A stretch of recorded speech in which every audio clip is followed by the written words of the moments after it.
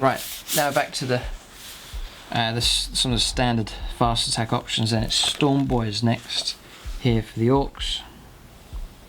Stormboys will cost you 9 points a time. I think that's what they used to cost anyway. Level 3, movement 12.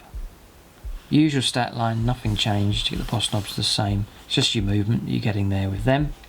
Stormboy strike, you can deep strike down with them. Great option. Full throttle. When this unit advances, you can add 1 to its move or add 6 to its movement characteristic instead of rolling a dice. If you do so, roll a d6 for each model unit. On a 1, it's mortal wounds. Okay. So you can pull out a really quick move with them. You can jump 12, go 6, and then still charge if you've got the war boss nearby with the War ability. That's Stormboys. Death Copters. These used to be priced out by these. These were very expensive, and then you're just rolling 5 pluses with a couple of shots, and just they weren't really. I rated tank busters much more, but Death Copters are 30 points a time. You then got to add on your copter rockets, which is 24 points. 2 lots of the rocket launchers. So you're looking at 54 points. So, you know, like 4 of them's 200 points. Ouch. Over 200 points. Movement, power level 2, movement 14, so they are nice and quick. Weapon skill 3+, ballistic skill 5+, strength 4, toughness 5, 4 wounds a time, 2 attacks, leadership 6, and a 4-up save. I just found them being picked off. They're beautiful models, but I just struggle with them. So the standard loadout is Big Shooter, Slugger, and Spinning Blades. Spinning Blades is +1 strength. You fight at strength 5. There's no minus on the AP. It's 1 damage. D3 hit rolls for each attack with this weapon, so you can get 2 D3 attacks basically with the Spinning Blades per model. The great thing about these is you can charge into combat, you can pull out of combat and still shoot, which is good because they have the fly keyword. Yeah. Okay. They have a Speed Freaks keyword here as well, interestingly. So you can take 1 of them. Like, ones you could use just for objective grabbing and stuff. You can take additional 2 or additional 4. Each model is equipped with Twin Big Shooter and Slugger and Spinning Blades. I mean, a cheaper option is just to take the Twin Big Shooters and just use them for clearing of hordes. You know, you take a unit 4 of them, that's going to be Assault 24 with them. Plus a Slugger's firing as well. So you could play them that way. And they wouldn't cost you too much, cost you about 150 odd points. With the Decca as well. Turbo Boost. When using advances, roll, you add 6 to the move instead of rolling a dice. And scouting ahead. During deployment, you can set up the units behind enemy lines instead of placing it on the battlefield. At the end of any movement phases, you can swoop around to ambush the foe. Set them up anywhere on the battlefield that's more than 9 inches away from enemy models, within 14 inches of a battlefield edge. So you can do a pretty rapid, decent bit of movement with them. Good ambush. So I'd be half tempted to not take the rockets, but just to take the double shooter, the Twin Big Shooter, and just use them for clearing hordes and getting stuck into combat and harassment and so on. And quite cheap. Not put your anti-tank ability in them. They're easy to see and be shot at, and then not that accurate. Tank Buster's a better option. Okay, next is heavy support now. Actually, we're on to Mechguns. So I rate these. I really rate Mechguns. I think they're great. The firepower, they have got more the configuration I've gone for is more expensive, but they've got a bit more deadly, I think. So Mechguns, so units between 1 and 6, just like before, its points per model is 15. That includes your crew. So you've got the base of your gun and all of the crew for 15 points. You're starting off very, very, very cheap. And then that gun itself is movement 3, weapon skill 5+, ballistic skill 4+, strength 2, toughness 5, so it's good protection, 6 wounds, loads of wounds, 6 attacks, and then a leadership 4 and a 5-up save. So it takes a fair few wounds to chew through on these things. They've restructured the way these mech guns work though. The unit contains 1 mech gun and 6 grot crew, 1 manning the weapon and 5 standing alongside. It can include up to 5 additional mech guns and their crew. Each mech gun is equipped with either a bubble chucker, custom mega cannon, smasher gun or tractor cannon. All these weapons are pretty good. Decca crucially is available for them, so remember any 6s you're getting your extra shots. So I'll just read these bits here. Mech guns. The first time this unit is set up on the battlefield, all of its mech guns must be placed within 6 inches of at least one other mech gun. So you put them all out like a big battery of guns. And each grot crew needs to be within an inch of that mech gun. So you can't string them out and do strange combinations of them. They've all got to be clustered around the actual gun. From that point onwards, each mech gun operates independently and is treated as a separate unit for all rules purposes. The grot crew, you used to be able to detach the grot crew and go and hide them. You had to separate them, target them separately and so on. Now it's each mech gun and its grot crew are treated as a single model for all rules purposes. So the whole thing is just one unit now and they don't wander off and so on. The crew must remain within an inch of their mech gun and cannot be treated or targeted or attacked separately. So everything now is emphasised on the gun. The range and visibility of all attacks made by mech gun are measured from the mech gun, not the crew. So the crew are almost irrelevant. Range and visibility of all attacks made by a mech gun. So coming from the mech gun, you're measuring from the gun itself, nothing to do with the crew. And then they have to keep within an inch. So you've lost some wounds here. You used to have to try and shoot the crew, shoot the gun. So there's wounds all around. Now it's just the gun. So you've lost that there. So they've lost out that way, but still pretty good. Still you've got plenty of wounds. So it's really the gun taking the wounds. As soon as the gun's destroyed, everybody's removed. You don't one by one pick off the grot crew. So your shooting options then. So remember we've got 15 points as the base cost. The bubble chucker will cover first. It's tempting to go for any of these. The one I've gone for is the most expensive I think, but bubble chucker. Oh no, it's not 30. No, it is still, yeah. Bubble chucker then, one of the more expensive ones. 30 points here, so you're looking at 45 points for the gun and crew and the weapon. For that you get range 48, brilliant range. Heavy D6, a random, you could get 1, you could get 6 shots. I think these are great when you take multiple mech guns. You've got a battery of 3 of them. That's 3 D6 shots. All of a sudden, you start averaging out there with a reliable amount of firepower. Strength is D6. It could be strength 1. Could be strength 6. You're looking to target infantry with this really. AP D6. You could be -1. Could be -6. And the damage is D6 between 1 and 6 damage. And it's the strangest of weapons. The bubble chucker. You would have some laughs with that weapon. So you get some crazy results. Yeah, strange weapon. You have some fun with that though for sure. You could make a real mess of stuff though.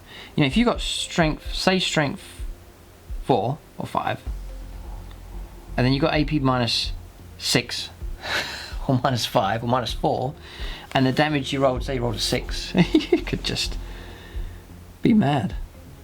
So strange, but prepare for some very extreme and strange results with the bubble chucker. The one I've gone for is the custom mega cannon. It's more reliable, it's expensive though. It's 45 points, looking at 60 points per gun. But that's range 36. Again, heavy D6, but more deadly when you take a battery of them. You got, heavy 3D6, 4D6 shots. Starting to average out, you will get a lot of shots. Strength 8, -3, and I'm sure it used to be D3 damage. It's now D6 damage. So that's very, very powerful. Very powerful. If you roll 1 or more unmodified hit rolls of 1, it's a mortal wound after the attacks have been resolved. The next one is the smasher gun. That's 16. That is very, very cheap. So you're looking at 31 points per gun if you take a smasher gun. That's range 48, heavy D3. Strength is... instead of making a wound roll for this weapon, roll 2d6. If the result is equal to or greater than the target's toughness, the attack successfully wounds. Okay, and then it's AP -4 and it's D6 damage. A strange one, that one. Smasher gun. Next is the tractor cannon. I think pretty powerful for dealing with flyers, or units that can fly. It's quite scary actually. And the tractor cannon will cost 30 points. Range 48, heavy 1. Don't get many shots, but it's strength 8, -2 and it's d6 damage. This weapon also hits its target. So say you've got 6 of these guns here. You just also hit this unit that can fly, which is amazing. If the target is a vehicle that can fly, you roll 2 dice when inflicting damage and discard the lowest. If a vehicle unit that can fly is destroyed, it automatically crashes and burns you. So, a real decent anti-flyer ability of the tractor cannon. Brilliant. So I rate the Mechguns. One of the great things about them is the ballistic skill. It's 4 pluses. So, you know, deadly weaponry and half a chance of hitting the target. So, great news, I think, with the Mechguns. Scary enough. So, there's plenty of options for heavy support here. The Battle Wagon. Now, I mentioned right at the start here about the Battle Wagon, the options have improved. You've got Battle Wagon, Gun Wagon, and Bonebreaker configurations now, which is brilliant. So, really good. And again, it matches some of the components you get on the plastic kit as well. Like here, it's got periscope. You do get that little bit of plastic periscope, I believe, in with the kit. So making use of the actual sculpting they've done. Battle Wagon is power level 8. I think these have come crashing down in price, which is great news. I could be wrong, but when I calculated out my list, it was much cheaper.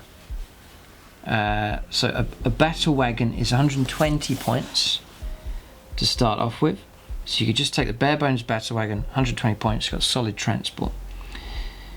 You're onto a chart here. Movement is at full health, it's 12, it drops down to 9, then 6. Weapon skill 5+, ballistic skill 5+, neither of those two will change. Your strength drops down on damage, it starts at 8, 6 down to 4. Toughness is always 7. 16 wounds, tons of wounds. Leadership 7. The attack starts off at 6, then d6 and d3, and the save of a 4+. The model may take a cannon, kill cannon, or a zap gun. So the cannon is 15 points. You can fire frag, range 36, heavy d6, strength 4, AP 0, 1 damage. This hasn't changed. And the shell, same range, heavy 1, strength 8, -2 and d6 damage. It's alright, but it's 15 points for a one-shot weapon at a 5+ to hit, so not that reliable. The kill cannon, again, I don't think it's changed. I think they've increased the strength on it. Range 24, heavy d6. So you could get that one shot, and you need a 5. It's not that amazing. Strength 8, -2 and 2 damage. You know, there's more reliable ways, I think, to do your firepower.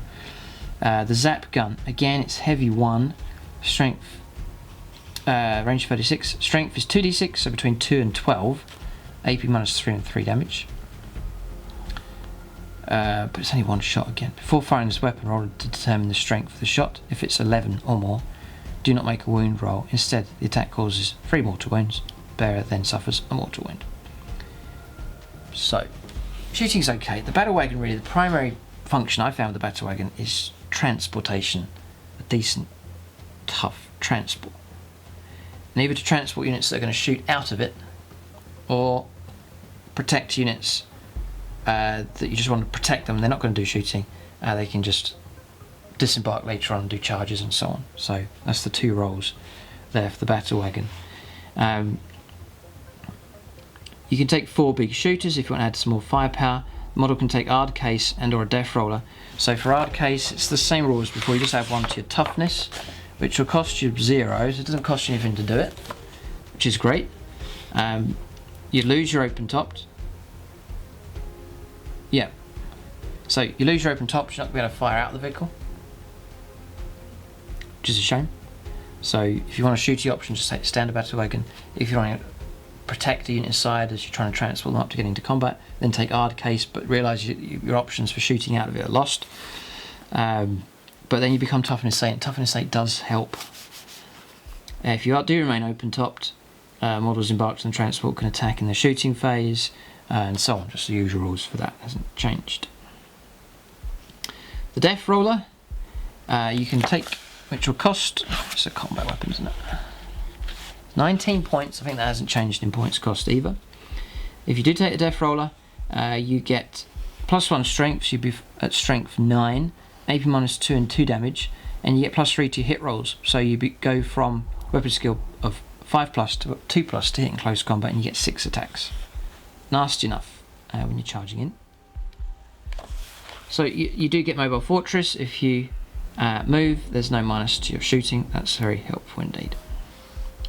So that's it. This is the best. The standard battle wagon is great for your transport capacity. You get 20 flash gits or clan infantry models. Each mega armor or jump pack model takes the space of 2 other models, and if this model is equipped with a kill cannon, it can only transport 12. So the other option is to go for a gun wagon. If you go for the gun wagon, it comes with hard case automatically, I believe. It's toughness 8. It's not open topped. It comes with a cannon. You have to take the cannon, but you get a periscope as well. Then the periscope, just checking what else here. Nothing else. Movement 12. It's all the same. Yeah, same amount of wounds. The periscope, if the unit remains stationary or moves under half speed in its movement phase, it can shoot twice in the following shooting phase of its cannon, kill cannon, or zap gun. So you choose one of those weapons. So kill cannon, for example, so a D6 shots and then another D6 shots. It's pretty good. So that's a good option. You can take up to 4 big shooters. It may take items from the battle wagon equipment list.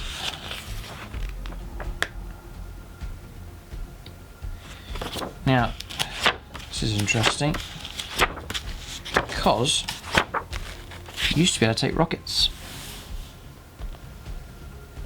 Now you can go for grabbing claw, grot rigger, lobber, stick bomb chucker, and wrecking ball, but you can no longer take rockets by the looks of it.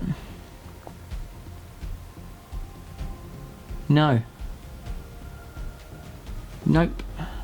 Rockets is no longer an option. Interesting, it's been removed. So you pay your 12 points, taking multiple rockets. The option is no longer available. Yeah, so it's interesting how they've removed that. But still, you've got plenty of shooting options available. We maybe covered the battle wagon equipment list here, just to cover it, and then some of those can apply to other Ork vehicles later on as well. So the grabbing claw be a close combat weapon. There's only 5 points for a grabbing claw. So should be here. Strength of the user, so strength 8, -3 and D3 damage. Each time the bearer fights, you can only make a single attack with this weapon. That's a shame, you're limited to the number of attacks, but you get one chance at using that. Grabbing claw. The grot rigger. If a model has a grot rigger, the grot can attempt repairs at the end of the movement phase. If they do so, roll a D6. On 2+, this model regains a wound. Model can be repaired.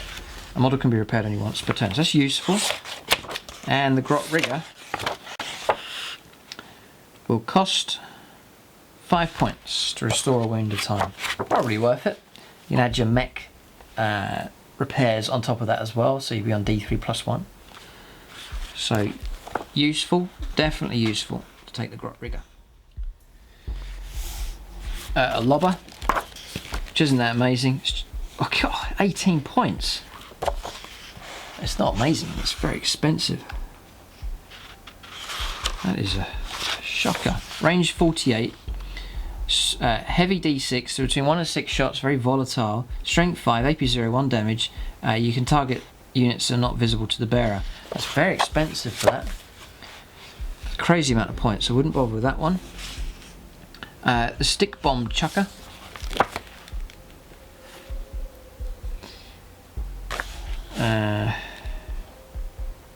Stick bomb flinger. Stick bomb chucker. 5 points for that one. And it's range 12, assault D6, strength 3, AP 0, 1 damage. This weapon can only be fired if the unit is embarked within the vehicle. It's equipped with it, so I wouldn't bother with that one either. God, it wouldn't really be a bit of a waste. And then a wrecking ball. A wrecking ball is only 3 points. Okay, so that's not bad. The wrecking ball looks quite cool. Here, wrecking ball. +2 to your strength, so you've been strength 10, AP -1, 2 damage. Each time the bearer fights, you can make no more than 3 attacks with this weapon. Okay, so this gives you a bit of punch in close combat. So that's all your extra options there. I say the Grot Rigger is one of the better options to take, for sure. Wouldn't bother for trucks, but for something valuable like a battle wagon, it'd be well worth doing. Your transport capacity is 12 instead of 20, and you've got the mobile fortress as usual. And that's it. So that's the gun wagon. Then you have the Bonebreaker here. Let's just give you points costs. Battle wagon's 120. Then the gun wagon's 140, just to get that periscope option, and then your Bonebreaker is 140 as well, so more of an expensive option. Basically with the Bonebreaker, you're getting your toughness 8 again, for hard case your 16 wounds. Remember you've got your 6 attacks, you then pay your points to take your death roller, so you've got those 6 attacks, and then here it's your Bonebreaker Ram. Add D6 to the attacks characteristic of this model in the fight phase until the end of that phase if it made a charge move. So you could go up to 12 attacks with it at 2s to hit. So it really could cause, you could run over a unit of Primaris Marines. No problem, no problem with that. And again, you've still got options to take your cannon, kill cannon, zap gun, up to 4 big shooters, and your battle wagon equipment list as well. If you do start spending out, you are going to push up towards 200 points with that. But there's something sneaky you can do with that, which you'll see later on. It's something crazy, but you'll see later on. So then we've got killer cans. Next, they've fallen out of favour with me. They've struggled. It's slow, so you never quite reach close combat, and then their firepower is okay, but it's not that amazing. Just not enough of it. But the killer can's power level 2. And it's the 40 points a time, and you pay for your upgrades, your weapons and close combat stuff on top. Movement 6. There's no damage chart for them, which is useful, so they're always going to go 6. Weapon skill 5+, ballistic skill 4+, so useful for their shooting. Strength 5, toughness 5, 5 wounds. 5 wounds, 3 attacks, leadership 6, and a 3 up save, so solid enough. You can take up to 2 more of them, up to 5 more, so you can have a big blob of 6. They're armed with a big shooter, rocket launcher, grotzuka or scorcher, and can have buzzsaws, can claws or drillers.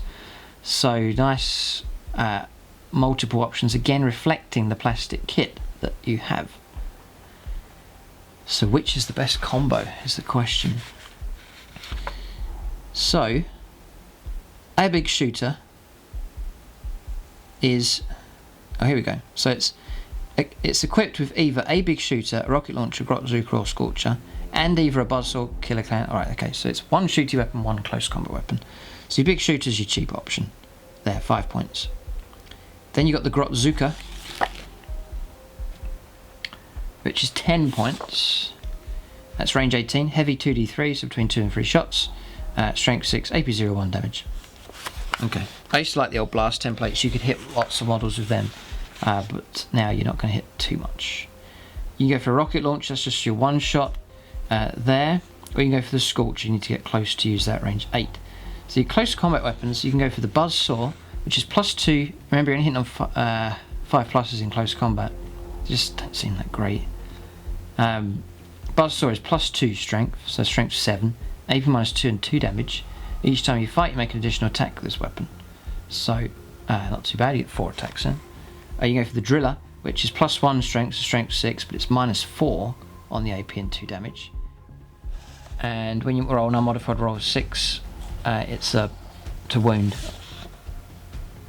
No, for an attack with this weapon. So yeah, to wound.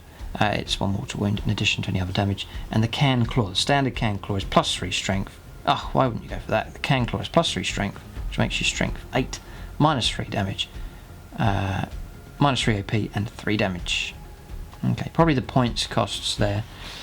The buzzsaw then is 0. The can claw is 0, and the drill is 0. So I would say I would go can claw all the way. Yep, for sure, can claw is a better option. Now you mash through a vehicle there. Scrag'em, add 1 to the attacks characteristic of models if this unit contains 3 or more. Yeah, well worth doing. So extra attack there available. So again, 4 attacks for the unit. Yep. So you need 3 of them.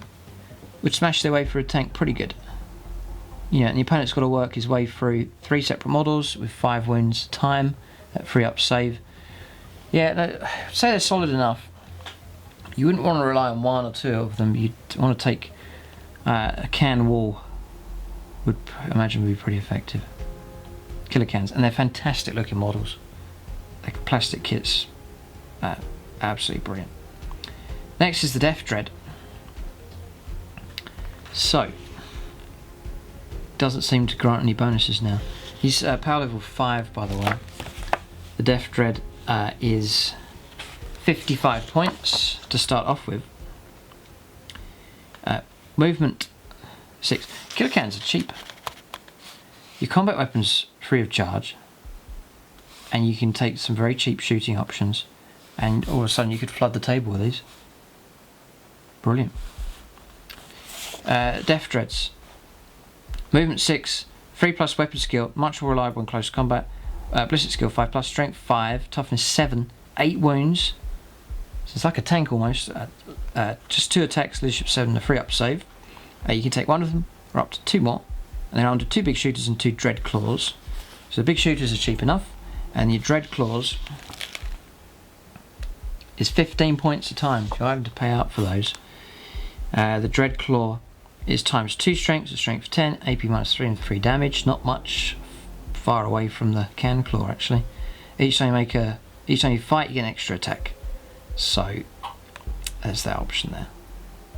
You can replace any of its big shooters and dread claws with rocket launcher, custom mega blaster, scorcher, or a dread claw. So you go for all sorts of combinations. You could end up with 6 attacks if you max out for close combat. I would still rate the killer cans. You got a unit of 3 of them. You lose 1 of them, it's no big deal.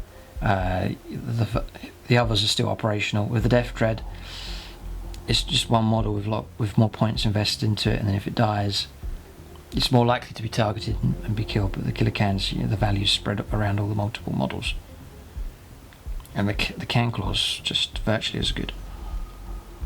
You're more reliable to hit in close combat though.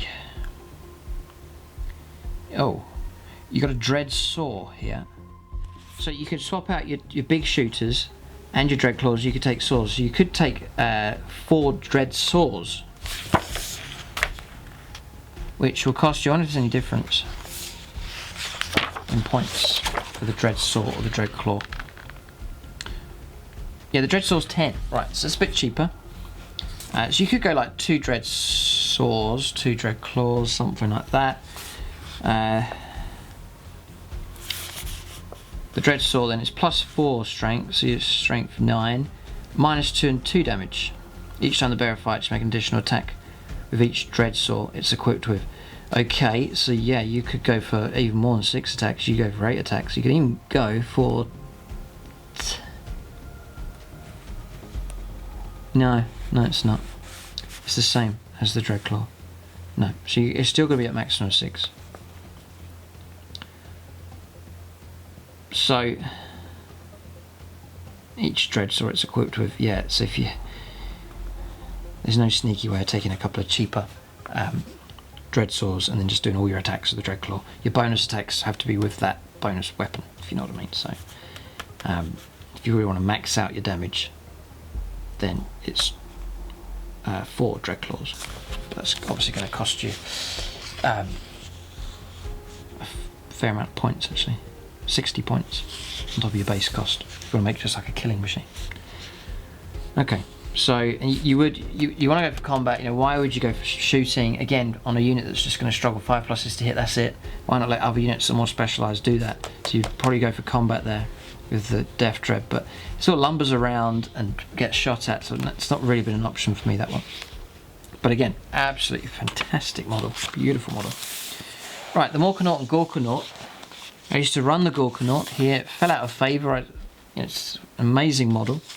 But again, there may be a sneaky way to play these now. It was a bit of a shock actually, but we'll cover that later on. Power level 15 for the Morkanaut.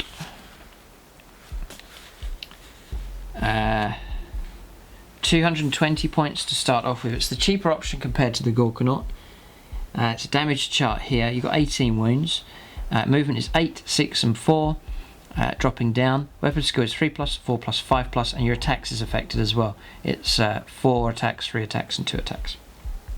It's not good. When you're starting to take damage, you're losing some of your good stat lines there. Ballistic skills 5+, strength 8, toughness 8, 18 wounds, leadership 7 to 3 up save. It is a bullet magnet, same as a monolith or an Eldar Wraith Knight, that kind of thing. It's armed with a custom Mega Blaster. So you're adding on 9 points. 2 twin big shooters, that's another 20 points. 2 rocket launchers, another 24 points. And a custom Mega Zapper, another 17 points. So you're pushing on 300 points here. And a Claw of Gork, this is probably going to be 0. Yeah. So you're looking at about 280, 90 odd points here. Does have the usual Ork rules. Here we go in Decca. Cover the weapons in just a moment. It may take a custom force field. You can pay for that another 20 points if you have it actually on the model. Oh. Yeah. When you mount the custom force field on top of him, it does benefit the model, but also Ork units within 9 inches of it. So you can create a nice bubble around it. It's big and stompy, it can fall back in the movement phase and still shoot and charge in the same turn. In addition, this model can move and fire its heavy weapons without suffering the penalty to its hit rolls. Finally, the model only gains a bonus to its save for being in cover if at least half the model is obscured from the fire up. So just a certain way you have to play that now. In the cover and then at least 50% obscured, which is perfectly reasonable. So custom Mega Blaster, we know about that one. The Mega Zapper then, range 36, heavy 3d3, so between 3 and 9 shots. So your average is either 1 hit, 2 hits, or 3 hits. Not that amazing. But you could grow above average and all of a sudden get 5 hits if you roll well enough. Strength 8, -3 and d6 damage. If you roll one or more unmodified hit rolls of 1, it's a mortal wound. But it's a nasty enough weapon with a pretty solid amount of firepower. You're averaging out about 6 shots. Average. And then your rocket launcher on top of that, your custom Mega Blaster as well, as your output's pretty good. The Claw then of Gork, possibly Mork, you choose your profile. Crush is ×2 strength, so strength 16, -4 and d6 damage. And then Smash is strength 8, strength for the user, -2 and 2 damage, and you get 3 hit rolls of it, so you're going to get 12 attacks. Yep. On your top profile. As soon as you start taking damage, you drop to 9 wounds or less, it's all going to start going downhill. So they're okay, it'd be fun to use, and you're getting a balance there between decent firepower and close combat ability. So, Gorkanauts, decent enough. Then the Gorkanaut then, you are paying more points to this guy, still 15 for your power level, but the Gorkanaut is actually 250 points, extra 30 points more. Same, everything's the same. No, so you get more attacks with him. You get 6 attacks, or 5 attacks, or 4 attacks, depending on your damage. So that's going to impact his Claw of Gork, or possibly Mork. Stat line is the same. So therefore, you could get, if you go for a smash attack, if you have multiple hits, you could actually go up to, surely not, yeah, 18 attacks with him in the 3+. Yeah, so you could charge him into a unit of Primaris Marines and you make mincemeat of them. You would, yeah, you virtually wiped them out. And there's 6 attacks there at strength 16, -4 and d6 damage, you smash a vehicle to pieces as well. So horrific in close combat. There's been improvements here as well. 2 twin big shooters, so some Decca there. 2 rocket launchers, a Scorch and a Claw of Gork, and then the Deathstorm Mega Shooter. It's improved. I still think it's going to struggle, but instead of heavy 3d6, it's now heavy 18. So you're maxed out at 18 shots, which is much better. Strength 6 and -1. It's pretty good for hosing stuff down. Your big and stompy roll. And remember, 18 shots with your Decca is going to be your average there. Really, it's going to be 21 shots if you add on your chances of getting your Decca bonus shots as well. So Gorkanaut, yeah, is okay, but be aware it's going to be a bullet magnet. It's going to attract a lot of attention. So then looters here with their firepower. Usual stat line for orcs, the power level 4, and a looter will cost you 17 points here. The def gun is probably not going to cost you any extra because it's been paid for in the points. 0, yeah, 17 points time. The def gun then is range 48, heavy D3, strength 7, -1 and 2 damage. Before it fires this weapon, roll once the number of attacks and use this for all def guns fired by the unit until the end of the phase. So you've got unit 10 of them, you're either going to get 10 shots, 20 shots or 30 shots. It's that random dice roll. And then you can swap them in and out for different models here. You've got, take unit 5, you take 5 more or 10 more, and then for every 5 you can take a spanner in the place of a looter. Each looter is armed with a def gun and stick bombs, and each spanner is armed with stick bombs, a custom mega blaster, big shooter or rocket launcher. So you can make the configurations there similar to the burner boys from earlier on. So I mean, those def guns there, it's sort of an all-rounder. You can fire them into infantry vehicles, you know, and cause trouble for any kind of target, and a brilliant range on them as well. Flash Gits then, absolutely amazing models, really good. Just brilliant sculpting work done on them. They are 30 points a time. Ouch. Power level 7, movement 5, weapon skill 3+, ballistic skill 4+, strength 5, toughness 4, 2 wounds, 3 attacks, leadership 6 and a 4-up save. You've got the captain there who gives you an extra nothing. And then the ammo runt there as well. So the unit contains 4 flash gits and 1 captain. It can include up to 5 additional flat gits for every flash gits for every 5 flash gits and or captains in the unit. It can be accompanied by an ammo runt. Each flash git and captain is armed with a snaz gun and stick bombs. Imagine the snaz gun is 0. Yeah, 0. So you're just paying you 30 points. The danger of them is them being targeted again. So you know, sticking them inside a transport is perhaps the better option. The snaz gun's not that far for range. It's heavy. It's range 24, heavy 3, strength 6, -2 and 2 damage. It's all right. You'd end up firing at vehicles and then you're on 5s to wound. This is the problem. But it's better against medium infantry. Again, it looks like it's geared towards taking out Primaris Marines with your 2 damage. The captain may take a chopper or slugger, and the captain may take a Git Finder Squig. The Git Finder Squig is +1 to hit rolls for shooting attacks made by the captain, just the captain only. The Git Finder Squig is 0, so he gets that free, so you take that, that's great. The gun craze is show-offs. After this unit is shot in the shooting phase, roll a d6. On a 6, the unit can immediately shoot again. It's very unlikely, but there's a chance you could shoot, and then you can shoot again, but it has to be the nearest enemy unit. And you've got the ammo runt there that can help out a bit as well. I think the danger for these is them being shot to pieces, as nice as they look. So you'd need to be wise of them, either the way you position them, or sticking them inside a transport. But then the other danger is with the snaz gun. It's a heavy weapon. So then with heavy, as soon as you move, if you move the models or you move them whilst they're inside a transport, you're on -1 to hit. So a bit of a conundrum there with flash gits. Ideally they need to sit still, but then your range is 24.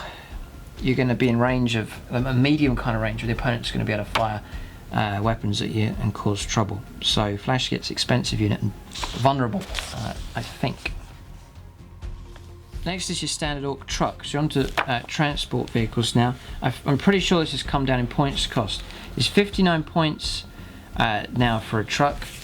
You stick your big shooter on there, 5 points. You're looking at 64 points for a 10 wound vehicle. I think this is a good way of using orcs here.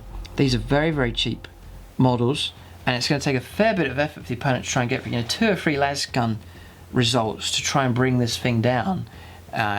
It's going to take a fair bit of effort to chew the way through that, and if you're taking a load of them, I think they're very effective, and vehicles pretty good for sitting on top of objectives and so on.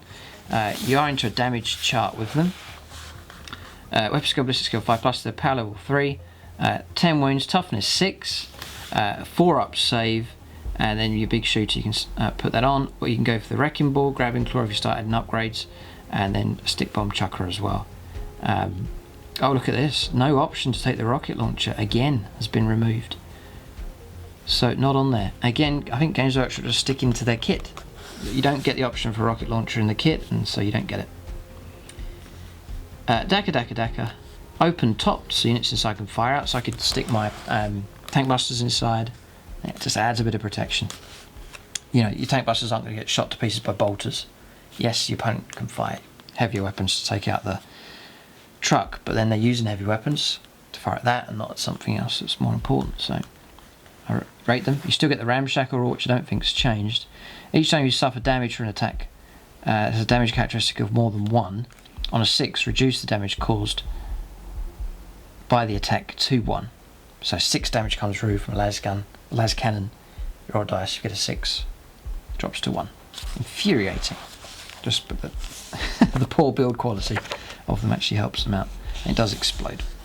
Units within 6 is D3 mortal wounds. Ouch. So be careful with that.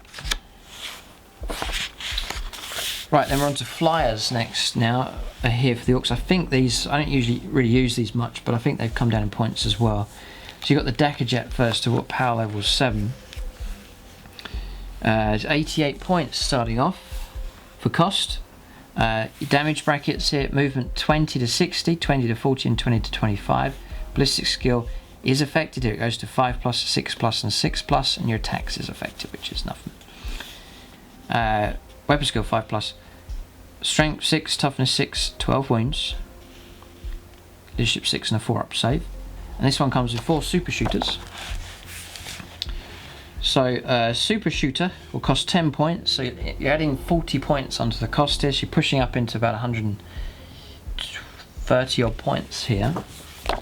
And then the super shooter is range 36, assault 3, so you're looking at 12 shots if you've got 4 of them, strength 6, AP -1, and you got Decca. I don't rate it that much. You used to be able to do, these are better in 7th edition where you could fly around the side armour or the rear armour of a vehicle, and then strength 6 could get through, on a 4+, it would get through the rear armour 10 of a vehicle, so you could use them that way. But here it's just, it'd take you forever to shoot a vehicle to pieces with these. And then you can bring down a couple of infantry, a few marines, but is it worth it? Airborne, it's -1 to hit them, hard to hit. Airborne is the usual rules. Order Decca. Add 1 to hit rolls to this model's attacks in the shooting phase if all of its attacks target the same unit. So you get +1 to that, so you're on 4s to hit. But still, I don't rate it at all. I just don't rate it at all. I can't see it. The damage output just very poor. You do get supersonic and crash and burn. Next one is the burner bomber. 102 points for this one. It comes with twin big shooter, that's 10 points, and then 2 super shooters, that's 10 points each as well for that.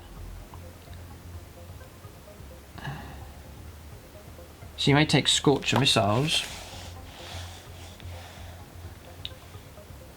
Another 20 points on top of that as well. Okay, so Scorcher missiles is range 24, assault D6, very random.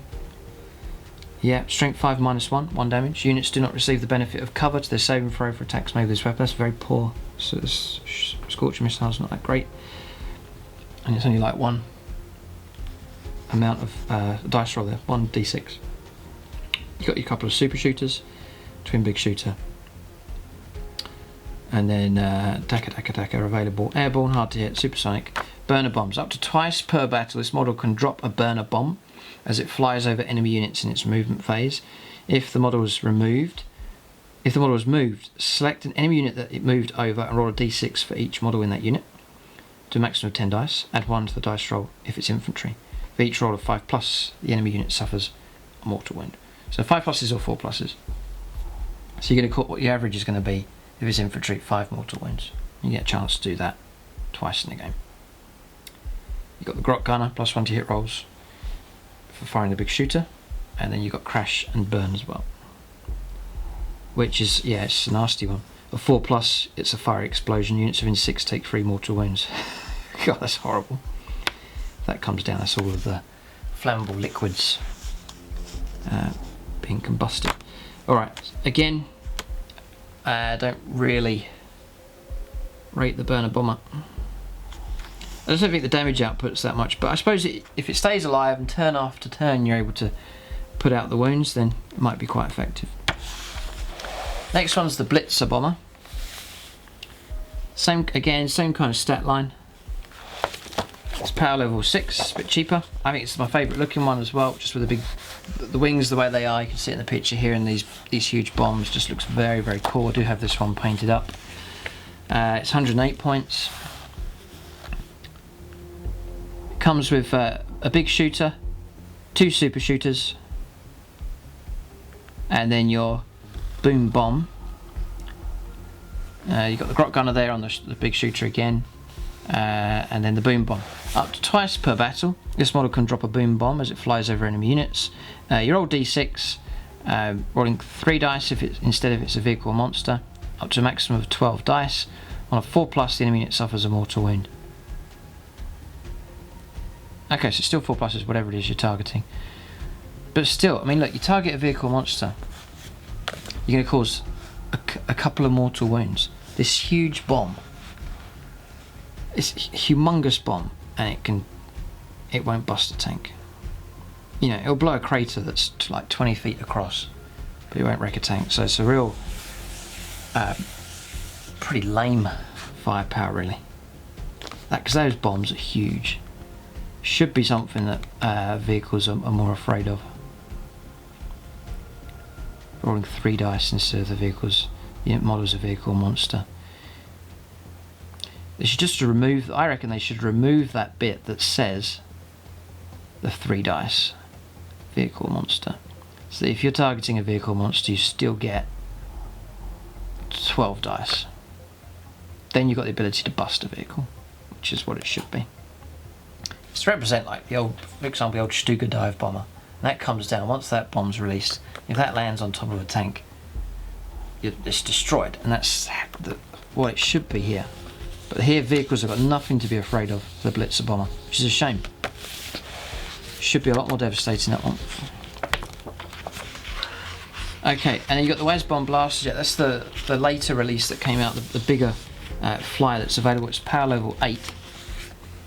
It's 99 points to start off with. It's 2 Wazbomb Mega Cannons that it's armed with, 12 points a time.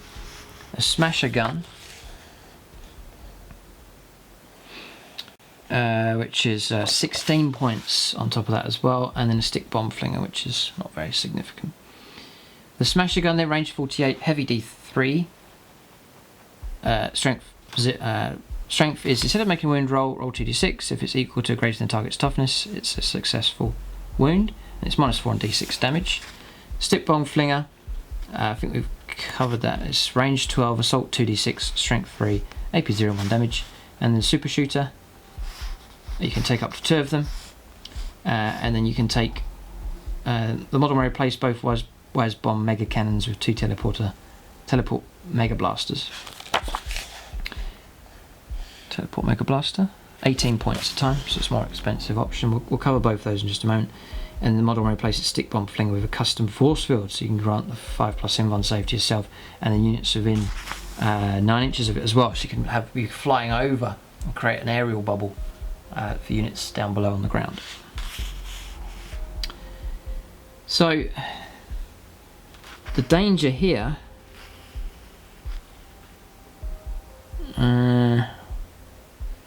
yeah, you're firing heavy weapons. The Smasher Gun's a heavy weapon. The Teleport Mega Blaster isn't, it's assault. But the Wazbomb Mega Cannon is heavy. So you're on -1 to your hit rolls. Oh, yeah, and your damage here, 12 wounds, 4 up save. Your movement is 20 to 60, 20 to 40, 20 to 25. Your ballistic skills affected again. 5+, 6+, and 6+. See if there's any way around this. There might be something in the war gear here. But anyway, the Wazbomb Mega Cannon. Range 36, heavy D3, so 2d3 shots. Strength 8, -3 and d6 damage. Its stats here are good. If you're rolling unmodified rolls of 1, it's d6. It's a mortal wound. If you're swapping out for the Teleport Mega Blaster, it's range 24, assault 3, strength 8, -2 and d3 damage. If the model suffers any unsaved wounds from this weapon and is not slain, roll d6. If it's greater than the model's wounds characteristic, then it's slain. You've got to be careful here because it's greater than the model's wounds characteristic, not the remaining wounds. So, whatever its starting number of wounds is. So, Decca, airborne, hard to hit, supersonic. Mech Brain enhanced weapon sights. Aha, here we go. This model ignores the penalty for moving firing heavy weapons. Fine, that's good. In addition, at the beginning of the shooting phase, you can choose an enemy unit. Until the end of that phase, add 1 to hit rolls for attacks made against that unit with the model's smasher gun. It's a bit better. It's got a 4+ to hit with the smasher gun. Heavy D3. So now all of a sudden, now you need your 5+ to hit and 4+ with the smasher gun. Then there's a chance of causing some trouble. Custom force field and crash and burn. And then we're on to Lord of War. Is super heavy, and yeah, there's a new one here as well. It's the Mech Boy Workshop, similar to the construction that the Imperial Knights have. The Orks have access to something similar, so it's like a unit that's a piece of terrain that you can use. But we'll go to the Stomper here now. Be interesting to see what this can do. So power level 46 for the Stomper. It's 850 points. Does not include war gear. 850 points. I could get 2 Wraith Knights for that. Almost. So it's expensive enough. So you've got a 4-stage bracket here for damage. Incredible. So 31 to 40 wounds, movement 12, weapon skill 3+ and 6 attacks. 21 to 30 wounds, movement 9, 4+ weapon skill and 5 attacks. 11 to 20 wounds, movement 6, 5+ weapon skill and 4 attacks. And then 1 to 10 wounds left is movement 4, 6 up weapon skill and 3 attacks. The ballistic skill remains the same though. A Stomper is a single model equipped with a death cannon. 0 points for that. A Super Gatler. 28 points, you do have to pay for that, so you're pushing on for 900 now. 3 big shooters, so now you've hit your 900 points virtually with them, they're 5 points a time. A twin big shooter, you're definitely at 900 points. 3 super rockets, surely not, do you have to pay for these? Super rocket, nope, 0. A Scorcher, 17 points. Now you're pushing into sort of 930 odd points here. Scorcher is 17 points, I think. And then the Mega Chopper, which is 0. Alright, so it's over 900 points then. Ballistic skill 5+, strength 10, toughness 8, 40 wounds, and then your chart for your attacks, leadership 8 and a free up save. So big shooter, death cannon, range 72, heavy 3d6. Oh boy. So between 3 and 9 shots. Sorry, nope. Between 3 and 18 shots.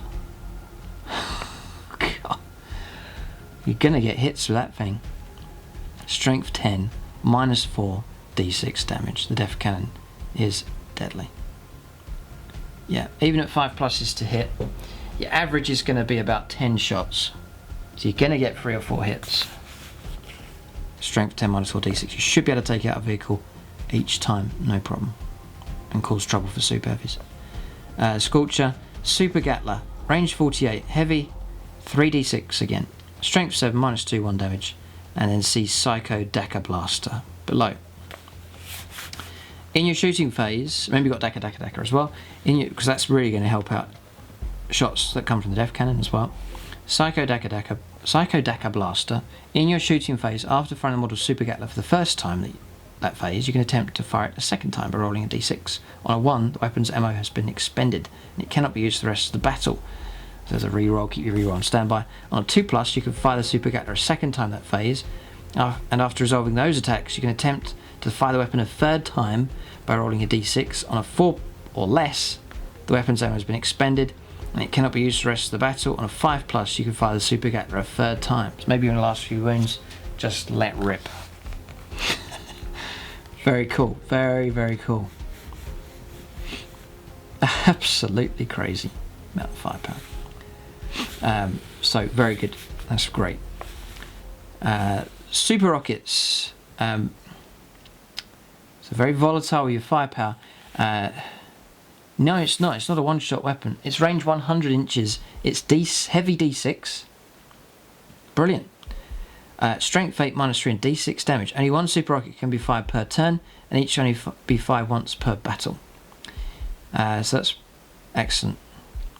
Bigger and stompier. This model can fall back in the movement phase and can still shoot or charge. When this model falls back, it can move over enemy infantry and swarm models, though it must end its move more than an inch away from them. In addition, this model can move and fire heavy weapons without the penalty. Excellent. And finally, this model gains a bonus. This model only gains a bonus to saving throws if you're in cover and half the model is obscured. So all the best for trying to do that. The Stomper Rigger Crew. This model's grot riggers can attempt to repairs at the end of your movement phase. If they do so, roll d6 on a 2+, it's d3 wounds restored. Brilliant. And Effigy. You can reroll morale tests for Ork units within 6 inches of this model. Now, it's a brilliant unit. Can't wait to use them in Apocalypse games. We are planning to use Stompers at some point. So, it would be great. It would be great to see these big things in a fight. Hopefully more than one would be good. The Mega Chopper then. This should be the best close combat weapon the Orks have. Smash. ×2 strength. So you'll be fighting at strength 20. This is good. -5, 6 damage. Yep. So there is the power to destroy a super heavy in one round of combat with the Mega Chopper. Or you can slash, which would be strength for the user, which is strength 10, -2 and d3 damage, and it's 3 hit rolls for each attack made with this weapon. And remember, you're up to 6 attacks with a weapon score 3+ on your top bracket. And as soon as you drop 10 wounds, you're immediately in trouble. So it's good to keep the wounds flowing in. Keep a mech nearby. A mech with his d3 repairs and the riggers working away as well, doing their repairs. Stomper could prove a complete and utter nightmare to deal with. And then get the mech with the custom force field to give you a 5+ invuln save. I think. Let's just check. Because I'm wondering if it's any units. Here is the question. Custom force field. If this model is equipped with a custom force field for any Ork units, have a 5+ invuln save. Yep. Just try and fit it within 9. So yeah, a mech of some kind is an auto include if you're going to go for a Stomper. To get you a 5+ invuln save is incredibly helpful, and then your repairs is extremely helpful as well. Not to forget, you can transport 20 flash kits or clan infantry models inside as well. Great. Right, next is this Mech Boy Workshop. So power level 4. It's 80 points, and that's it. That's all you're going to pay. So it's an Ork structure. After it's set up, Mech Boy Workshop is treated as a terrain feature. It cannot move for any reason. It's not treated as a friendly or enemy model and cannot be targeted or affected by any attacks or abilities. It just sits there. Mech's grabbing claw at the start of the fight phase before any units have been chosen to fight. One Ork infantry unit from your army that is within an inch of this model can operate the Mech Boy Workshop's grabbing claw. If it does so, select an enemy unit within an inch of this model and roll a d6. On a 4+, the enemy unit suffers d3 mortal wounds. That's the claw just there. Custom job. At the end of your movement phase, one Ork vehicle unit from your army that is within an inch of this model can receive a custom job. If it does so, then until the end of the turn, that unit cannot shoot or charge, and the attacks characteristic of models in that unit is reduced to 1. You can choose and resolve one of the following effects. So this is what you get. Is it worth it? First of all, more speed. Until the end of your next movement phase, increase the move characteristic of models in that unit by 6. Okay. In addition, roll a d6 to see if the unit receives something extra special. On a 6, add 1 to the charge rolls to that unit for the rest of the battle. Okay. Then more rivets. That unit regains d3 lost wounds. It's no big deal. If there's a big mech or mech from your army within an inch of this model and it has not used its big mechanic or mechanic ability to repair a vehicle this turn, it can oversee the custom job. If it does so, the unit regains 3 lost wounds instead of d3, and the model that oversaw the custom job cannot use its big mechanic or mechanic ability this turn. Additional d6. If it's extra special, you get +1 to the toughness characteristic of models and unit for the rest of the battle. So it's similar to the one with the Imperial Knights. I wasn't really that keen on the benefits, didn't seem that great. Similar here, seems okay. More Decca. Choose one weapon excluding the bubble chucker that a model in that unit is equipped with. The next time that model, any models in the unit fire that weapon, the weapon makes the maximum amount of attacks, e.g. a weapon with 2d6 type would fire 12 shots. Yeah, that's pretty good, especially if Orks with a lot of their weapons have lots of shots. In addition, roll a d6 to see if the unit receives, this is the extra special, which is add 1 to the damage characteristic of the chosen weapons, of that chosen weapon for the rest of the battle. So if it's damage 1, it becomes damage 2 for the rest of the game. 1 custom job per turn. I don't think I'd make use of it either, because my army's meant to be aggressive and on the attack. It's not going to have time to stop at the workshop. Yeah. But great idea. And even if you didn't use it in the game, you just have it as a terrain feature. Great. It does look quite cool. Okay. So that's the last of the units then. Guns and gubbins. We've sort of covered all of these. We've covered the war gear. Yep.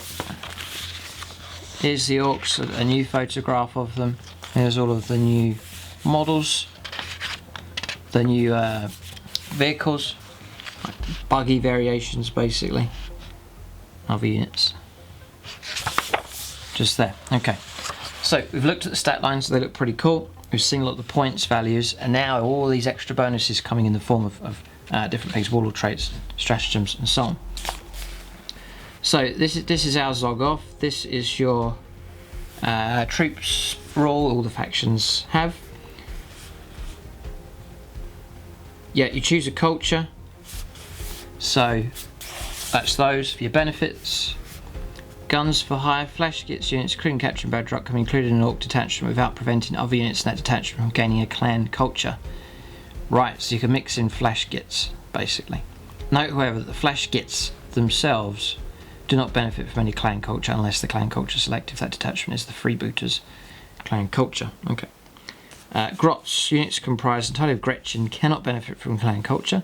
In addition, Ork stratagems can only be used in these units if the stratagem explicitly states, e.g. the Grot Shield stratagem. Right, so they are limited to what they can receive.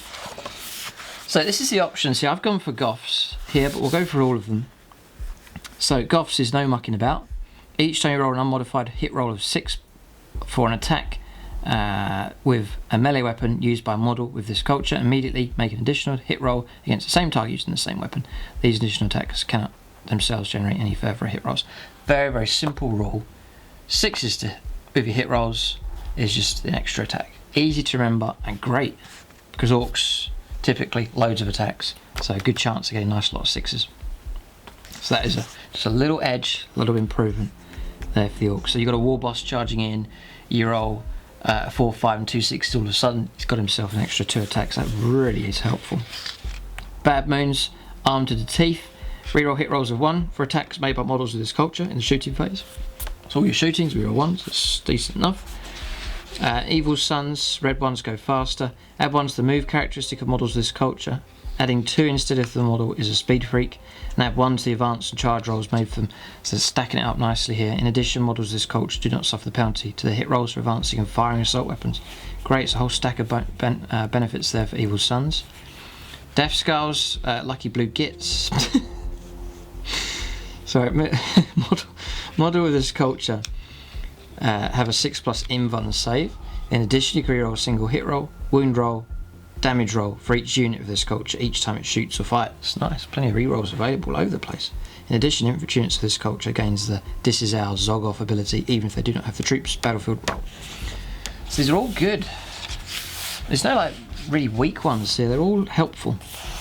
Snake bites, the old ways.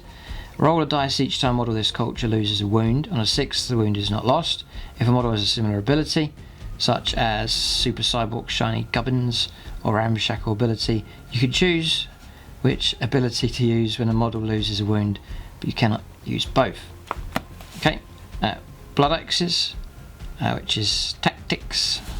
A unit of this culture gains the benefit of cover even whilst they're not entirely on or in a terrain feature if the enemy model making the attack is at least 18 inches away, quite some distance so you've got to be. In addition, units of this culture can shoot or charge even if they fell back in the same turn. Ooh, shoot or charge but not both, but that's flexibility, that's a good one. And then Freebooters, which is competitive streak. Add 1 to the hit rolls for attacks made by models of this culture if any other friendly unit of this culture is within 24 has destroyed an enemy unit this phase. Okay, so you've got to destroy a target first to get +1 to hit rolls, so it's okay. Strange one, that one. But choose whichever one you want. I like the just straightforward sixes is extra attacks, and you know, get some pleasant surprises there when you all of a sudden roll a nice lot of 6s, especially one of your characters. You get War Boss roll 666 and all of a sudden he's got himself a ton of attacks. Right, stratagems. Some of these are great fun here. And I think the Orks have got a pretty strong set of stratagems here. So mob up, we've seen this one talked about before by Games Workshop. It's 1 command point, use a stratagem at the end of your movement phase. Select 2 clan infantry units from your army that are within 2 inches of each other and have the same data sheet. For example, 2 boys units, 2 Stormboys units.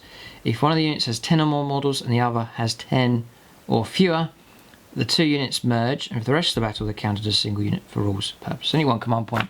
Yeah, you've got an Ork knob on his own, you know he's going to get blown away, just merge him in and he becomes safe in another unit. Or you've got units, when do you do this? End of your movement phase, so yeah, morale's already been resolved in the last turn. So you can, end of the movement phase is helpful because you can manoeuvre to get near each other and then do your mob up. So that's excellent. Yeah, well, that's useful. Medi-Squig.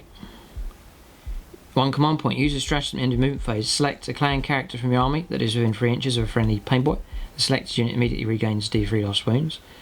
End your movement phase. So I take it you can do that on top of, I think you can, on top of the regular healing that a paintboy can do. So in effect you're getting 2 lots of D3. I think.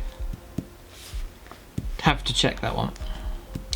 But or it may just let you do it to another unit perhaps, but you might be able to stack it on one doing the Painboy's ability and plus this one on top of that to really heal a character up quick. So in which case it's very good. Snag a grapple, 1 command point, use a stratagem when a Death Killer War Trike model from your army falls back in the movement phase. Before the model moves, select an enemy unit of 1 inch and roll a d6 on 2+, it's d3 mortal wounds. Okay. Okay. That's the Warp Head one, which we saw earlier. Lets you take your 2 psychic powers. Next is Ramming Speed. Yeah, I really like this one. Ramming Speed, 2 command points. Use the stratagem in the charge phase. Select an Ork vehicle unit from your army. You can roll 3d6 when making a charge move of the unit this phase. In addition, if the unit finishes a charge move this phase, select an enemy unit within 1 inch, or a dice, on 2+, it's D3 mortal wounds as well. Brilliant. Really good. So that one's brilliant. Great fun. You know, combine that with your, I'm thinking the battle wagon with the death roller. That'd be really good. Boarding action, this one's cool. It's really, they've put some real effort into these. I think Games Workshop have done a great job on these stratagems to capture the flavour of what Orks are about. Boarding action. Use this 1 command point. Use a stratagem at the end of the fight phase. Select an enemy vehicle unit that cannot fly, is within 1 inch of a truck or battle wagon model from your army. Any models embarked within the truck or battle wagon can make a single attack with one of their melee weapons against that enemy unit. So you don't have to disembark, you can just like a drive-by attack with models inside. Brilliant one. Extra gubbins, that's your relics. Get stuck in, lads, 3 command points. Use this strategy in the fight phase when it's your turn to select a unit to fight, or at the end of the fight phase. Oh. Right. Select an Orc infantry unit from your army that has already fought once this fight phase. Fight for a second time. Wow. Might be costly, but the way Orcs are so cheap, you can, I think, imagine there'll be a lot of brigades out there or double battalions going on with loads of command points spare. And the ability to fight again, you know, a crucial point. And you can do it even before the end of the fight phase. So just when it's your turn to fight. So that's really powerful on that one. Orcs is never beaten. Again, I think this is incredible. 2 command points. Use this strategy when an Orc character model from your army is slain. That model is not removed from the battlefield as normal and can immediately either shoot as if it were the shooting phase or fight as if it were the fight phase. The slain model is then removed from the battlefield. So, I think what you could do is you've already attacked in combat with this model. It then dies, and then you then play this card and fight again before you're taken off. I think you can do that.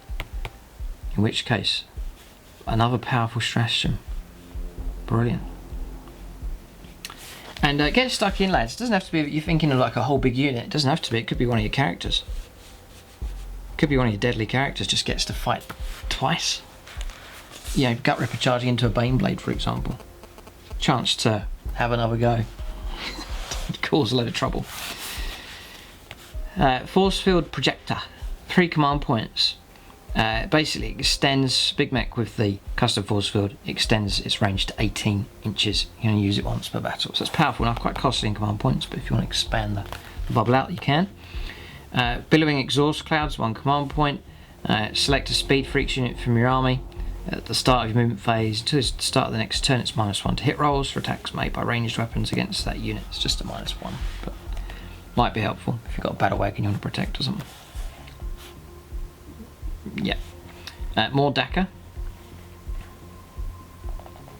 Oh, no, it's only going to apply to Speed Freaks keywords units. Yeah. More Decca, and this one, excellent one here. 2 command points. Use your stratagem before an Orc unit from your army shoots in shooting phase. To the end of the phase, the unit's Decca. That's your ability to get extra shots. Ability triggers on unmodified hit rolls of 5 or 6 instead of a 6. It's just at that key point you want to unleash the best volley possible. Yeah, I'm thinking tank busters. Every hit that you can get counts. If you try and take out a tougher target, then that could really be helpful. Another good one. So you really want to build an Orc army that's giving you plenty of command points, because a lot of these good ones are 2 or 3 command points. Art Boys, 2 command points. Use your strategy before the battle begins. Select a Boys unit, excluding Scar Boys from your army. The unit gains the Art Boys keyword. Save characteristic is increased to 5+. The unit can only use the mob up stratagem with other Art Boys. I don't think that's worth it really for Boys. Just to gain a little bit on their armor save, but maybe it's a huge mob, might be worth it. Teleports, this one's crazy. The potential this one has. 2 command points. Use this stratagem during deployment. You can set up an Orc unit from your army, so this could be anything, with a power rating of 20 or less. Now, a Gorkanaut is less than 20 for power rating, it's 15, and a Battle Wagon as well. So it's anything other than a Stomper. You can set it up on a teleporter pad instead of placing it on the battlefield. Units in a teleporter can teleport down at the end of your movement phases. Set them up anywhere on the battlefield more than 9 inches away from enemy models. If you use this stratagem on a transport, all units embarked inside it remain so when it's set up in the teleporter. This is that's a mad card, that. So my battle wagon, for example, I load up with all the good stuff, and the opponent targets on turn 1 and turn 2 and it's moving. I could just bypass that, keep it in the teleporter, and then just deep strike it in. And then you could then combine that with ramming speed and charge 3d6. It's a deadly combo here. You know, because when you land down It's a 9-inch charge. It's quite hard to get that, but on 3d6 there's a fair chance of that going ahead. Plus the mortal wounds come through. So teleporter and ramming speed, that is going to cost you 4 command points to do it, but I'd rather spend 4 command points than have that big transport destroyed before you even get across the table. So that is frightening. Incredibly good. Or a Gorkanaut. You know, wandering across the table, taking turn after turn after turn. No, wait, why don't I hold it off the board and then deep strike it in? So crazy stratagem here. Next, extra stick bombs. 1 command point. Use the stratagem at the start of your shooting phase. Select an Ork infantry unit from your army. Up to 10 models in that unit can fire a grenade weapon in that phase instead of only 1.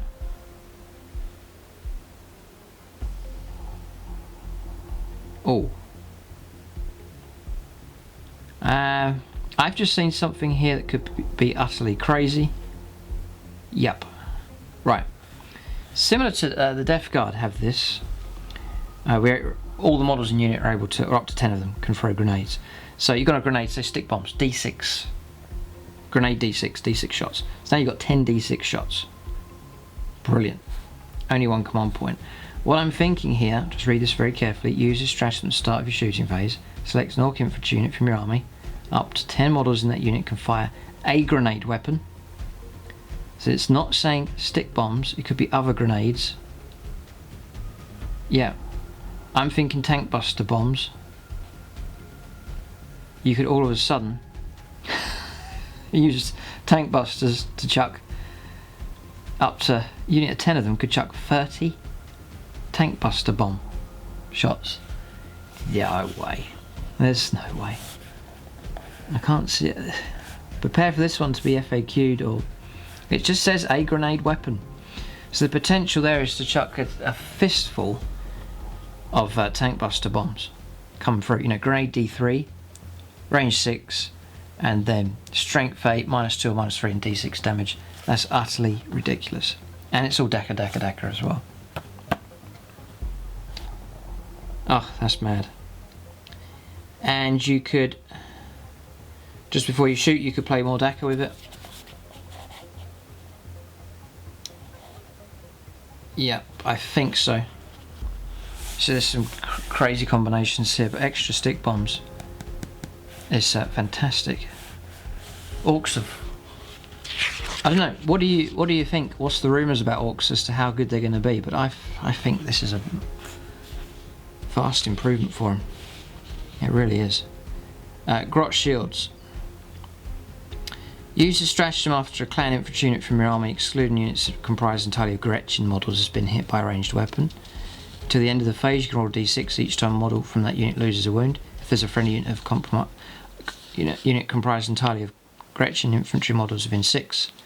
So here's your unit. Gretchen are out just in front, and the shots are coming from this direction.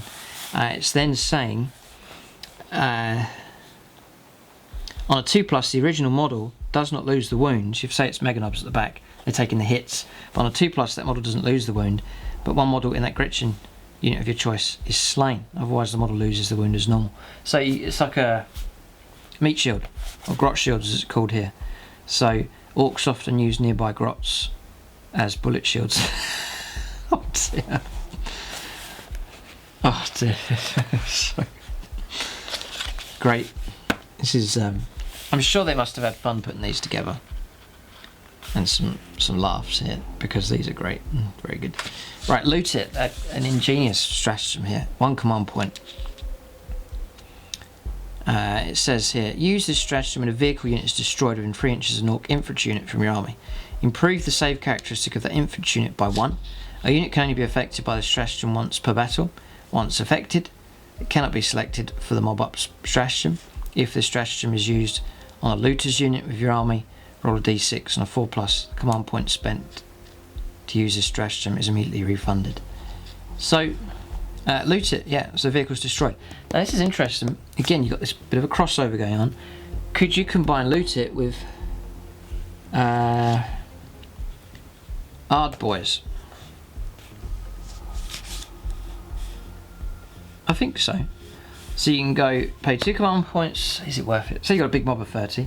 Pay 2 command points, make them 6+ save, 5+ save, and then if they're near a vehicle and it's destroyed, you can then bump them up to 4 save by playing Loot It. You used to be able to just pay the points to take Hard Boys and it was a 4 save.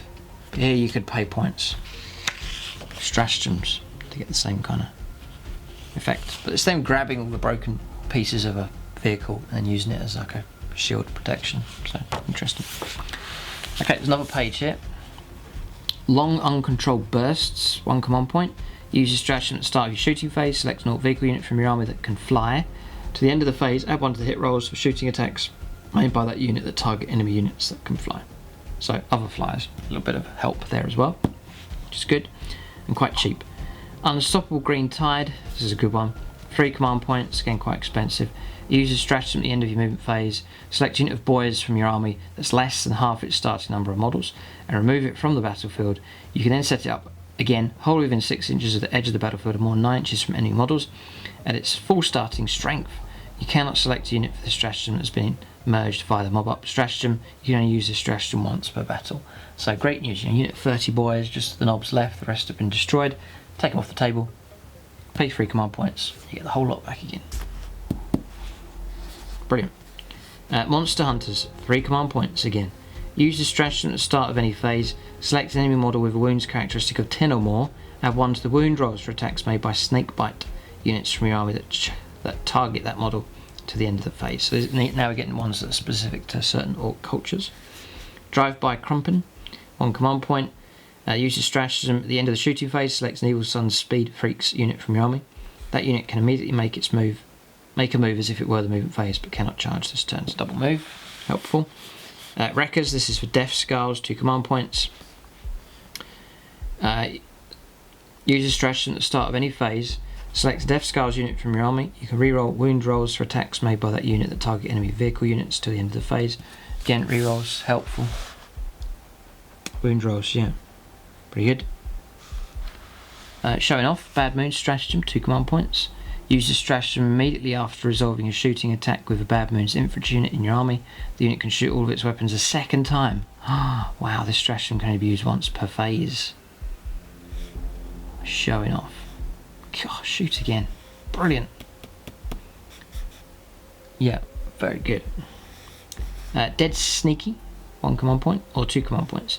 Use the stratagem during deployment. If you spent 1 command point, select a Blood Axe infantry unit from your army that has a power rating of 8 or less, and set it up in hiding instead of placing it on the battlefield. If you're spending 2 command points, select a Blood Axe infantry unit that has a power rating of 9 or more instead. At the end of your movement phases, that unit can merge from hiding. Set it up anywhere on the battlefield that is more than 9 inches away from any models. Okay, let's shift Deep Striker unit in. 3 command points. Kill Cruiser Broadside. Use the stratagem at the start of your shooting phase. Select up to D3 points on the battlefield, each more than 6 inches away from the others, visible to freebooters unit in your army. Roll a D6 for each unit, friend or foe, within 3 inches of any of those points. Subtract 1 from the result of the unit being rolled for as a character. On a 5+ unit suffers D3 mortal wounds. You can only use this stratagem once per battle, so quite useful. Interesting one, that one. Scar Boys is the last one here. It's for Goth Boys, excluding Hard Boys. 1 command point. That unit gains the Scar Boys keyword, and the strength characteristic of models in that unit is changed to 5. The unit can only use the mob up stratagem to merge with other units of Scar Boys. So I don't know where I'll bother with that, just to gain a bit of extra strength. But if you really need strength 5, then that's available. It's quite a weak one out of all the specific ones here. Bad Moon's got a great one there, showing off extra. The ability just to shoot again is excellent. Wreckers is pretty good, rerolling wounds as well. But overall, I think that's a very decent, good fun set of stratagems there. There's depth to them, and there's some crazy ones in there that will really help the orcs out. So some great strategic help there for the orcs. Really, really good. So we've already covered the psychic powers already. Right, shiny gubbins. This is your relics here. There's some fantastic relics in here, which I thought there would be, but they're really, really good. So, and this is a big incentive to not necessarily take named characters, but just to customize your own character, and then just give them some of these relics just to make them really good. Now you're limited to 1 per character, so just if you've got multiple characters, then you can spread them around to the different models. So the Dead Shiny Shooter, model with a custom shooter only. The Dead Shiny Shooter replaces the bearer's custom shooter and has the following profile. It's range 18, assault 12, strength 4 and AP -1. I mean, that's a crazy improvement on that. Head Whopper's Kill Chopper. It replaces the big chopper. You then get +2 strength, AP -2 and 2 damage. Any wound rolls of 6+ for attacks with this weapon inflict 2 mortal wounds instead of any normal damage. So the Kill Chopper's really good, considering that the original weapon's only 5 points. So really good. Super Cyborg Body. Each time the bearer loses a wound, roll a d6, and a 5+, that wound is not lost. You cannot make Doc's Tools roll for this model if you do so. So that one's okay. This is the one here, the Killer Claw. Model with a Power Claw only. So you pay the points for the Power Claw, 13 points, and then you take this relic and replace it with this. ×2 strength, that's as normal. AP -3, that's as normal. Damage 3, so it's not D3 damage, it's guaranteed 3 damage. There's no -2 hit rolls, so that character, say your war boss, 2s to hit, he remains at 2s to hit, and the damage is guaranteed 3. So now you're starting to get a model that can kill a tank properly in 1 round of combat. And you can re-roll wound rolls for attacks made with this weapon as well. So all of a sudden, you've got a very reliable weapon coming through. So you've got a war boss, 4 attacks, you say you get 4 hits, 1 of them's a 6, another chance, you've got another hit, 5 hits come through, 3s to wounds, say 4 of the wounds come through because you're re-rolling your wounds, coming at strength 12, opponent saves none of them, or 1 of them, you virtually destroy the tank. So that's scary. And it's this further improvements here when we come to the Warlord traits. So this is not the end of it here, but that's a step to making a deadly character. And this is free, you're not paying any points for it. Scorched Git Bones. Psyker only. Add 1 to psychic tests taken by the bearer when manifesting psychic power from the power of the War discipline. Okay, so that's helpful. Git Stopper Shells. Model with a custom shooter, combo weapon, or scorcher, or combo weapon with rocket launcher only. Add 1 to the strength and damage characteristic of that weapon's shooter or custom shooter profile. In addition, improve the AP of the weapon's shooter or custom shooter profile by 1. So a slight improvement there. Not too much of a help because it's still hard to hit, which is the main issue with that weapon. The Lucky Stick, another good one. It was good previously, and then now it's good here as well. Goth model only. Add 1 to this Goths here, which is what I'm hoping to, the culture I'm planning to use. Add 1 to your hit rolls for attacks made by friendly Goth character models whilst within 6 inches of the bearer. So that's going to include the bearer himself, and then other models within 6 inches as well for characters in the fight phase. In addition, you can reroll hit and wound rolls for attacks made by the bearer in the fight phase. Rerolling hits and wounds. Crazy. So another very, very powerful one. Really good. Morgog's Thinking Cap. It's a Blood Axe model only. If the bearer is your warlord, you can generate a second warlord trait for them. That's very good because some of the warlord traits are very powerful. If the bearer is not your warlord, generate a warlord trait for them. Note that the bearer is only regarded as your warlord for the purposes of that warlord trait. The same warlord trait can be generated for both the bearer and your warlord. Res Mecha's Redder Armor. Evil Sun's model only. Add 1 to the move characteristic of a transport while the bearer is embarked within it. In addition, if the bearer is embarked, then at the start of your movement phase, roll a d6 for each enemy unit within an inch of the transport the bearer is embarked within. On a 4+, the unit suffers d3 mortal wounds. So, a bit of a bonus there for Red Mecha's Redder Armor. The Gob Shot Thunderbus. Bad Moon's model with a custom shooter, combo weapon with a scorcher, or combo weapon with rocket launcher only. It replaces that. It gives you range 12, heavy 2d6, strength 5, AP -1, 1 damage, and it's auto hits on the target. Ouch. Pretty good. The Fixer Uppers, Death Skulls model only. The bearer gains the Big Mechanic special ability. If the bearer already has the big mechanic ability, the start of the ability regains 3 lost wounds. This is D for each time it's used. Wow, very good. You got Brog's Buzz Bomb, snakebite model only. Brog's Buzz Bomb has the following profile. It's range 6, grenade 3d6, strength 5 -1.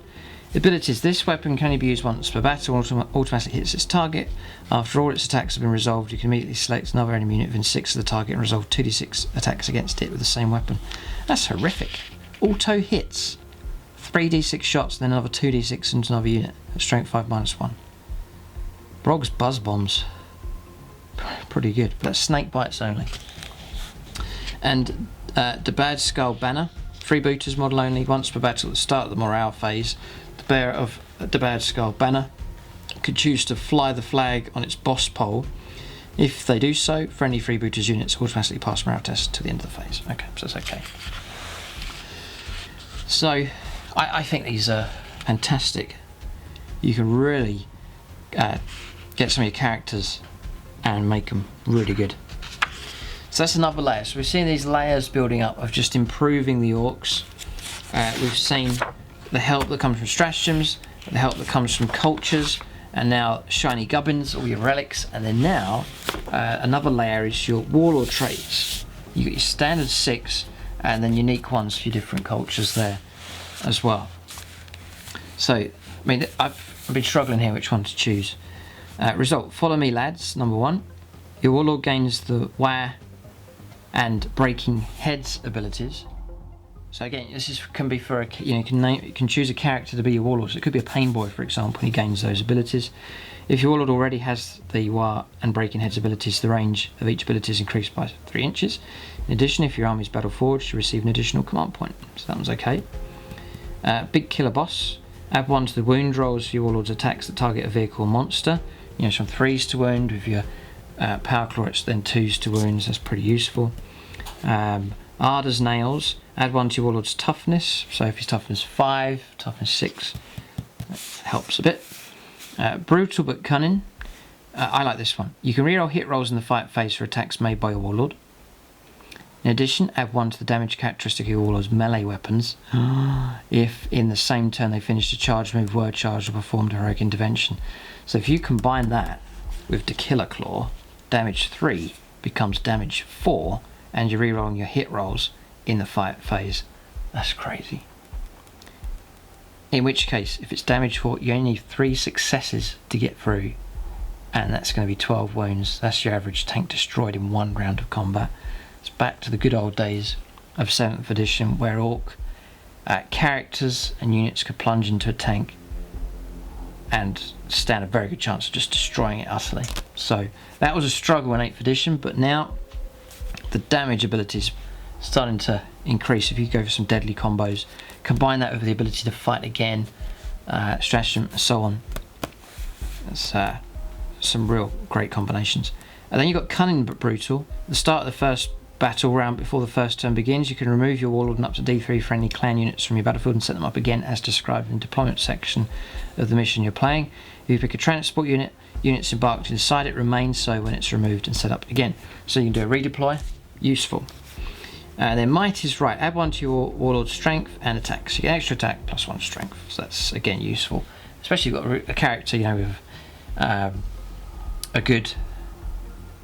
If you've got a character with a good loadout, but sort of 4 attacks, an extra attack really would help.